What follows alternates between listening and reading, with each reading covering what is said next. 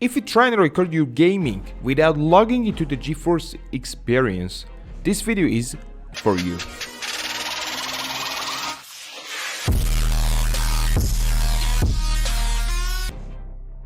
As you can see, I'm not logging into the GeForce Experience and I'm trying to record with NVIDIA ShadowPlay because absolutely it's one of the best anyway.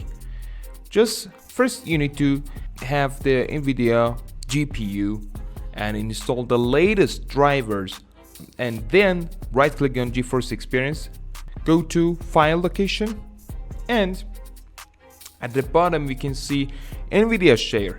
Just double click on it, wait a few seconds, then close the window, right click on GeForce Experience, click on properties. Then at the target tab from here, click on space, then type dash shadow space and then right play and clicking on apply, OK, and yes. Now you can use NVIDIA ShadowPlay to record your games. Just press Alt plus Z and there we go. Here is the stuff. If you have any further question, you can just comment down below and let me know. Thank you for watching.